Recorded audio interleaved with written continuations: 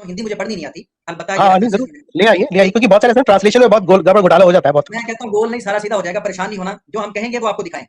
हाँ जरूर अच्छा, जरूर इस दिखाइए। प्राचीन समर्थी का अध्याय 4 है और इसका श्लोक है 16, 17, 18।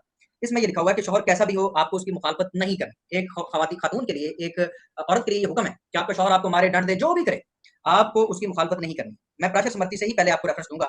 आगे चलें। प्राचीन समर्थी अध्याय 7 श्लोक 6, 7 और 8 में लिखा है कि पीरियड आने से पहले ही शादी करा देनी चाहिए लड़की की। पीरियड आए भी नहीं, बिल्कुल उसकी शादी करवा देनी चाहिए। जी, ये हाँ ये पुराना रहा है, बल्कि आप ये जो चलन रहा है पुराना चलन रहा है कि पीरियड आने पहले से नहीं। पहले एकदम इमीडिएटली जी, धर्मशास्त्रों के हिसाब से पीरियड आने से पहले जो कुंवारी कन्याएं होती हैं उनकी शादी करनी चाहिए, और अगर आप पीरियड के बाद शादी कराओगे तो वो एक तरह का पाप आपको लगेगा, यानी जो जितने भी मैं वही बाप तो हो कह गए। रहा हूँ ना जी, प्राचीन हाँ वो वाला है से पहले सच है, करवानी है। मैं आपको और भी देता हूँ, और ये है वो अगली सच है, स्मृति की मैं मानता हूँ इसको, ये है। मैं इस पे और बात करूंगा, अभी इनफैक्ट तो मैं सिर्फ आपसे वेरीफाई करवा रहा हूँ कि ये है कि नहीं। और आप देखिए, और आप और बल्कि अरबी भी इसी को फॉलो करते थे, मैं बता रहा हूँ आपको। इसीलिए जो है प्रोफेट जो आयशा की जो शादी की उम्र जो थी, सुरेश सुरेश देखें देखें, अभी तक मैंने कोई ऐसी बात नहीं की, और आप लफ्ज अगर इस्तेमाल करें तो हज़रत आयशा सिद्दीक़ा कह के करें, मैं आपसे गुजारिश करता हूँ, एहतराम से नाम लें। मैं भी जी जी आपकी हजरत आयशा, जो मुबारक शख्सियात हैं, उस पे मैं बात कर जी रहा जी हूँ। जी हजरत आयशा बोल रहा हूँ। उस पे बात हो जाएगी, उस पे बात हो जाएगी, और आप कभी ये प्रूव नहीं कर सकेंगे कि इस्लाम के अंदर पीरियड आने से पहले शादी अलाउ है, किसी सूरत भी नहीं कर सकते। और वो हमारे पास रेफरेंसेस भी मौजूद हैं और हमारे पास हिस्टोरिकल एविडेंस भी मौजूद है। सर ये बताइए मैं तो ये कहूंगा खुरम साहब, मैं तो आप लोग को भी दावा देता हूँ, मैं तो कहूंगा भट्ट साहब और खुरम साहब, आप लोग भी बहुत कुछ सॉफ्ट हो गए। मैं तो क्या करूँ, क्योंकि हम लोग सुरेश बातें भाई, कर रहे हैं। सुरेश, मैं तो बड़ा बड़ा बच्चा हूँ सर। सुरेश भाई, आपने दावत दी है और दावत देना आपका राइट है। आपने दावत बिल्कुल दी है तो सर मैं आपसे कुछ जानना चाहूंगा। अगर आप मुझे इजाजत दें तो मैं पूछ सकता हूँ आपसे? ज़ाहिर हाँ है, जब बिल्कुल, वो दावत दे रहे हैं तो बताओगे आपने कुछ सवाल तो बनते हैं ना सर जी। नहीं जी जरूर सर सुरेश जी, भाई, मेरे को अपनी अगर पूछ आता होगा तो बताऊंगा, उसको के बारे में आता होगा तो बताऊंगा जरूर। खुरम साहब, भट्ट साहब, जो भी आपकी क्वेरीज चलें, होंगी, जैसी होंगी, चलें फिर मैं चलते हैं। अपने विवेक के हिसाब से जो समझा सकता हूँ मैं जरूर समझाने की कोशिश करूंगा। और अगर अच्छा, आपको मैं संतुष्ट कर पाऊंगा कि नहीं, इसकी कोई गारंटी नहीं है, लेकिन मैं ट्राई करूंगा जरूर। जी बोलिए। चलें ठीक है, नो प्रॉब्लम, नो प्रॉब्लम। पहले तो सबसे पहले मुझे आप ये बता दें कि आप वेदास के अलावा जो और भी आपकी किताबें हैं, उनमें से किस-किस किताब को आप ऑन करते हैं? मानते हैं किस-किस किताब? देखिए वेदास के अलावा हमारे यहाँ वेदास है और वेदांग है और उपनिषद है, और उसमें फिर हमारे आपके धर्मशास्त्र आ जाएंगे, जिसमें कुछ स्मृति आएंगी, स्पेशली जो है पराशर स्मृति जो है, जो कि कलयुग के लिए है, क्योंकि युग के हिसाब से स्मृतियां चलती हैं।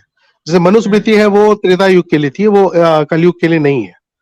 और वो कौन आजकल के युग के फैसला लिए करता अलग स्मृति नहीं लिखा हुआ है है? अच्छा, उसमें, वो चलें लिखा हुआ है। वो दे बिल्कुल वो उसका जायज़ा पराशर लें। से वो उसमें लिखा ही हुआ है, पराशर स्मृति में लिखा गया है कि ये अत्रि स्मृति स्मृति जो है जो है, अच्छा, अत्रि पराशर स्मृति स्मृति। भी है। एक प्राशर स्मृति अत्रि है, स्मृति एक का मुझे याद नहीं आ रहा है, मेरे को कि शायद मुझे मैंने याद है। ध्यान नहीं दिया। हाँ मुझे नहीं चलो, पता वो कलयुग के लिए उपयुक्त है कि नहीं। पराशर वाली तो ठीक है। गीता के पराशर बारे में क्या पराशर ख्याल स्मृति की बात कर रहा हूँ, पराशर स्मृति की बात कर रहा हूँ मैं। है? मैं वही कह रहा हूँ ना जी, प्राशर हो गई, अत्रि हो गई। हाँ चलें, एक पे आपने कहा जी कि अभी उसमें वो रेफरेंस लिखा हुआ है, उस पे मैं हाँ आपसे एग्री अच्छा, नहीं करता। ये लेकिन मैं स्मृति जी, सुन तो लें तो यार, इसमें सुन तो लें। ये है, ये प्राशर हमारे यार रुक धर्मशास्त्र जाए है। ना, देखें। अच्छा, महाभारत, गीता और रामायण के बारे में आपका क्या ख्याल है?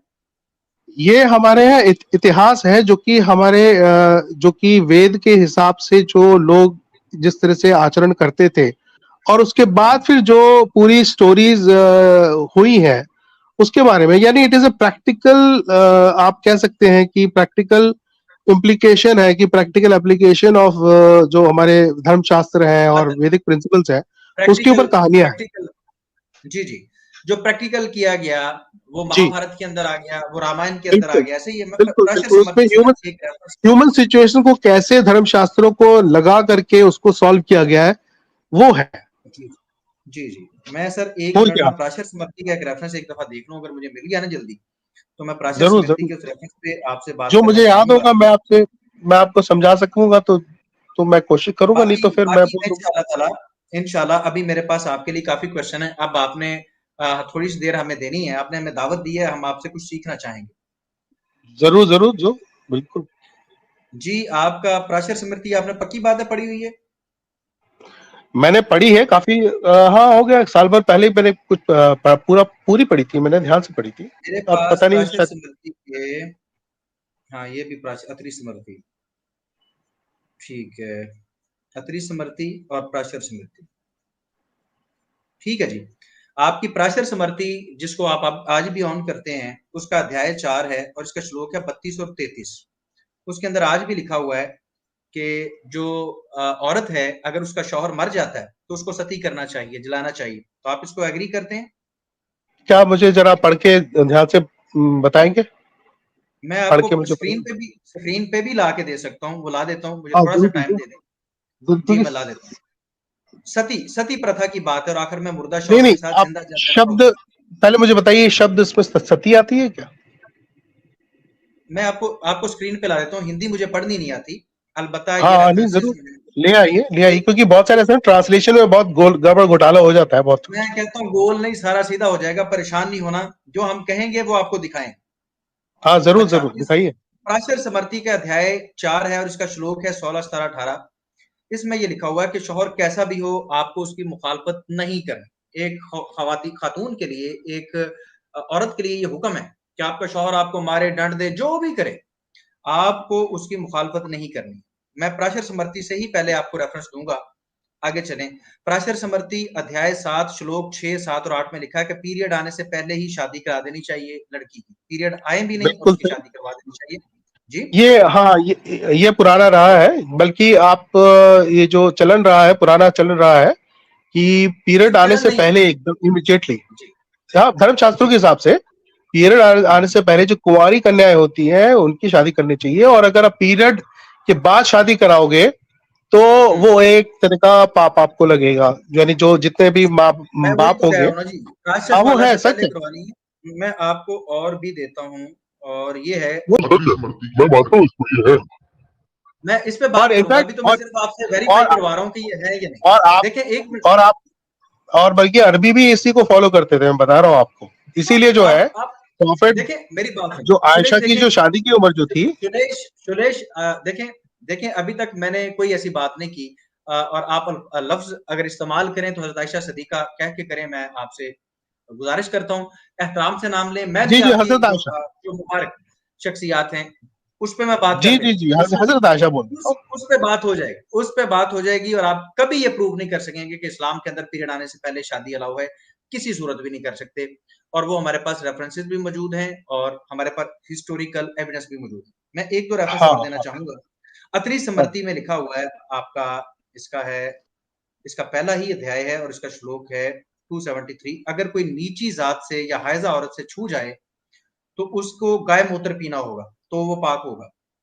प्राचीर स्मृति में ये जिंदा जलने वाला था। एक और मैं आपको रेफरेंस देना चाहता हूँ, उसके हाँ, ये बाद तो मैं आपसे गाय के मूत्र को पवित्र पवित्र करने वाला पदार्थ माना जाता है, ये सत्य है, ये तो सच है।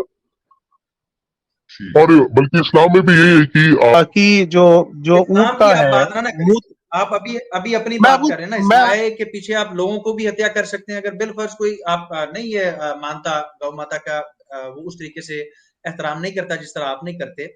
आप ऑस्ट्रेलिया के अंदर चले जाएं, आप पाकिस्तान के अंदर आ जाएं, जहां पर हिंदू नहीं रहते, वहां पर भी तो गाय होती है ना। तो वो गाय के साथ जो सलूक करते हैं, तो वो तो यकीनन आपको तो नहीं अच्छा नहीं लगता।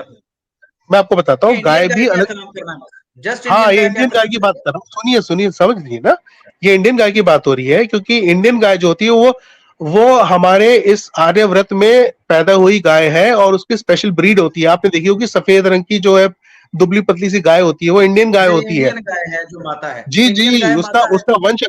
उसका वंश अलग होता है, उसका गौवंश ही अलग होता है। देयर डिफरेंट टाइप्स ऑफ गाय। एक तो जर्सी गाय अच्छा आप क्या होती है, मोटी मोटी सी जो होती अच्छा, है, आप गोल गोल थोड़ा सी सा टाइम, होती है। प्लीज थोड़ा सा टाइम मुझे दे दें। अच्छा, आपने ये फरमाया था कि ये प्राशर स्मृति प्राशर ऋषि जी ने लिखी है, ऐसे ही है?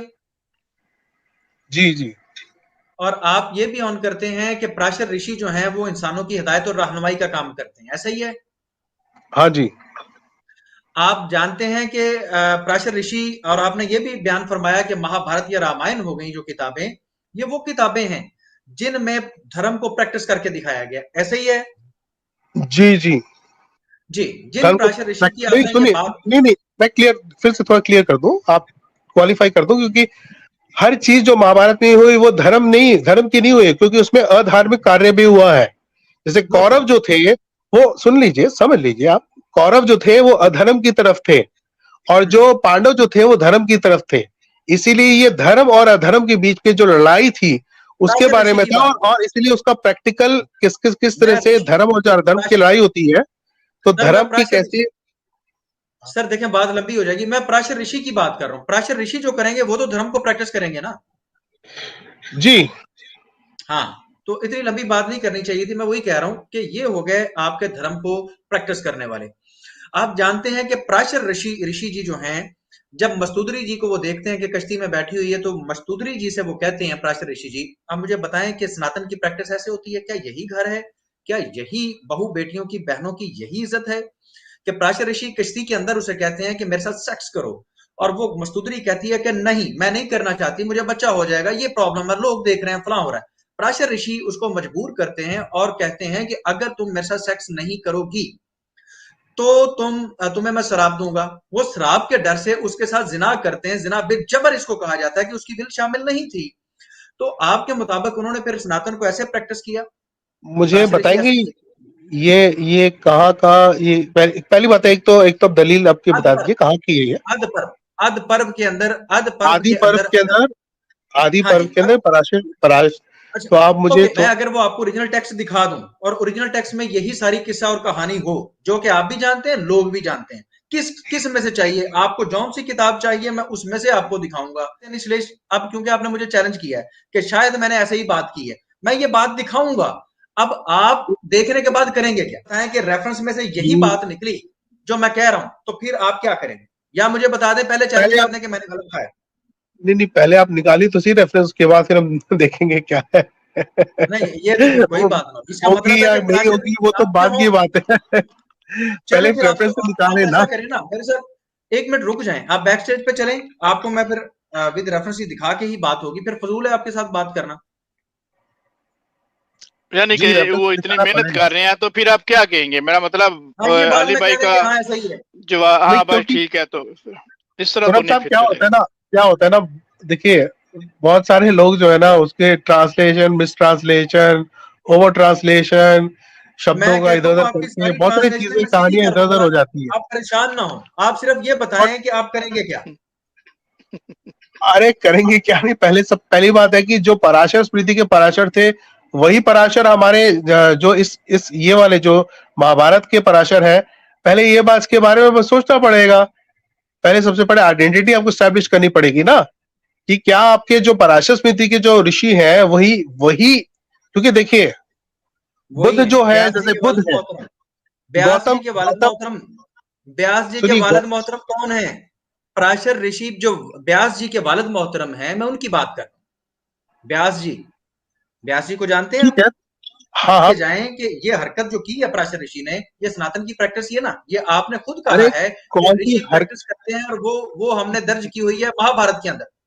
अरे वो हरकत तो पहले देख तो ले, क्या हुआ था, कहानी क्या हुई थी उसमें, देखते हैं ना। फिर क्या हरकत हुई तो बताएंगे, आपको नहीं पता ना? समझाएंगे आपको। मुझे नहीं नहीं, मुझे मुझे मुझे आइडिया है, मुझे याद है, मैंने पढ़ी होगी, मैंने उसको पढ़ी है कहीं ना कहीं, लेकिन वो मैंने पूरी याद डिटेल रखी में है। फर्क है थोड़ा सा ना, आपने सिर्फ याद थोड़ी बहुत याद है, मुझे अच्छी तरह से याद है कि पराशर ऋषि ने क्या किया था। और जो कोई आप इंसानियत की रहनुमाई के लिए चुन रहे हैं, वो एक अकेली लड़की को देख के उसके साथ जिना करता है, जिना बिल जबर करता है, जबरदस्ती आप करता लोग, है, और आप कह रहे मैं हैं कि ये बता सनातन की प्रैक्टिस है। क्या ऐसे सुनिए तो ऋषि को, क्या ऐसे ऋषि को मैं अपना राहबर मान लूं? आपकी बेटी के रहबर, साथ अगर ये देखिए काम करे आप ऋषि समझ, पराशर ऋषि, तो आप आप एक्सेप्ट खुरम करेंगे? साहब आप अपना कंफ्यूज कर रहे हैं। देखिए आपका ना लॉजिकल मैं बड़ा कंफ्यूज नहीं कर रहा। डिफरेंट है। देखिए सुनिए मैं अब समझ लीजिए, बहुत ही बेसिक चीज है, वेरी फंडामेंटल थिंग। हमारे यहाँ जैसे आपके यहाँ एक सुनना होती है, वैसे हमारे यहाँ सुनना नहीं है। अब बात समझ लीजिए, जैसे हाय ये हाय अपने हाय, दिमाग आपके से यहाँ कोई निकाल लेंगे। रहबर नहीं है। हमारे यहाँ सुन सुना है। लीजिए ना, आपका कंफ्यूजन क्यों है, रहबर वाला कंसेप्ट जो है ना आपका, प्राचर रहबर से है, सुनना मूत्र भी है। वही उनसे ले ली, मूत्र आपने सुन उनके लीजिए, कहने पे पी लिया, अरे और आप कह रहे सुन हैं तो कि आप लीजिए, उनको फॉलो नहीं करते। आप समझ तो लीजिए ना, जी वो स्मृति अलग है। सुन लीजिए आप, हमारे यहाँ हमें कोई ये हिदायत नहीं दी गई है कि हम कॉपी करेंगे जो पराशर साहब ने किया था, या पराशर साहब बड़े ही अच्छे आदमी थे, वो कभी किसी भी तरह का उन्होंने पाप नहीं किया होगा। नहीं, ओ हमारे यहाँ तो पाप पाप किया है, ऋषियों ने भी पाप किया है, क्योंकि वो मनुष्य थे। ऋषि जो थे वो आपके हिसाब से, आपके फंडा में आपका क्या होता है, आप बोलते हैं मासूम है, यानी कि वो जो उन्होंने कभी पाप कर ही नहीं सकते। लेकिन हमारे यहाँ ऐसा नहीं है। हमारे यहाँ जो ऋषि जो होते हैं वो भी मनुष्य होते हैं, और जो फंडामेंटल नहीं, उनको भी उतना ही अट्रैक्शन होता है लड़कियों को देख करके, अप्सराओं को देख करके जितना होता है। चले सुन लीजिए 5 मिनट भाई, आपके पास 5 मिनट है। चीज है हमारे यहाँ। सुन लीजिए 5 मिनट आपके पास, फिर मैं दूसरे को लेगा। जी जी बट साहब, मैं बस ये बताना चाह रहा था, सुनिए, हमारे यहाँ कोई सुनना नहीं है। आप ये क्लियर समझ लीजिए ना। आप अप्रिशिएट करो कि हमारे यहाँ ये नहीं है कि पराशर साहब ने कुछ किया तो हमें उसको कॉपी करना ही है। वो सब फंडा नहीं है हमारा, नहीं है सर जी, हमारा नहीं है। आपको आप ये अप्रिशिएट करिए, हमारे यहाँ धर्म। सुलेश भाई, मुझे भी थोड़ी सी बात रख लेने दें। आप बाद में हमारी गुफ्तगू सुनिएगा कि आप कितना बोले यार, मुझे भी बात रख लेने दें। आपने अपनी बात रख ली है और वही बात रिपीट कर रहे हैं। अब मैं आपसे किए देता हूँ। और फॉलो करना किसे कहते हैं कि आपने पराशर ऋषि के पीछे लग के आपने गौमूत्र से स्नान कर लिया, गौमूत्र पी लिया, कन्यादान कर दिया, अपनी बच्ची को जो जिसको पीरियड नहीं आया, पीरियड आने से पहले आपने उसकी शादी कर दी। और फॉलो करना किसे कहते हैं। फिर आप ही कह रहे हैं कि हमारे जो पराशर ऋषि या दूसरे ऋषि हैं महाभारत के अंदर, उन्होंने सनातन को प्रैक्टिकली प्रैक्टिस करके दिखाया। अब वो प्रैक्टिकली एक अकेली लड़की को देख के उसके साथ जिना करते हैं, जिना करके उसको छोड़ के चले जाते हैं, तो आप कहते हैं इसको हम फॉलो नहीं करेंगे। तो आपके वो पराशर ऋषि जो थे ना करें, आप फॉलो। हम धर्मराज युधिष्ठिर भी जो थे, उनको धर्मराज बोला तो जाता था, लेकिन पाप उन्होंने भी किया था, और पाप की वजह से उनको जाना पड़ा, नरक में भी जाना पड़ा। उनको भी आप पाप समझते, मैं कहता हूँ उन्होंने महापाप किया, ऐसा महापाप किया। हाँ, पाप किया, बिल्कुल किया। नरक गए ना, जन्म गए ना, आकाश जन्म गए ना, अरे जन्म गए ना वो उसके लिए। लेकिन अरे तो जिंदगी पर पाप नहीं किया ना। अरे उन्होंने 2% पाप किया, 98% पुण्य किया। समझ लिया आप यही तो नहीं समझ रहे, अप्रिशिएट नहीं कर रहे हो। जो मनुष्य होता है वो दोनों करता है, पाप भी करता है, पुण्य भी करता है, दोनों करता है, वो करेगा ही करेगा। खुरम साहब, आप चाहे तो अगर सोचे कि मैं पूरी तरह से मासूम हूँ, मैं कहता हूँ कि कोई अच्छा काम कर लो। जो बंदा बड़े अच्छे काम करता है और लास्ट में आके अपनी बीवी को लोगों की जाके टांगों पे बिठा दे और उसको जुए में हार दे और उसके सामने उसके कपड़े उतारे जाए, तो मैं लानत डालता हूँ ऐसे शख्स पे। नहीं, उसकी तो उसका तो पूरा का पूरा इंतकाम लिया था भाई साहब, क्या बात कर रहे हैं। उसकी जांग तोड़ दी, पहले अरे उसकी जांग तोड़ दी, जांग तोड़ दी साले की। चले यार चले, बहुत शुक्रिया सुलेश भाई। चले अली रजा खुरम साहब, बहुत गर्मा गर्मी हो गई। मैं चाहता हूँ कि हमारे साथ दूसरे दोस्त बने हैं, उनको भी, क्योंकि ये तो चलता रहेगा। लेकिन ये आप जी मजा तो बहुत शुक्रिया सुलेश भाई, आप आते रहिए तो इसी तरह हम बात। शुक्रिया। अगर कोई गर्मा गर्मी में कोई बात कोई ऐसी सख्त मैंने कह दी हो, उसके लिए मैं आपसे क्षमा चाहता हूँ। बहरहाल आपसे गुफ्तगू करके अच्छा लगा।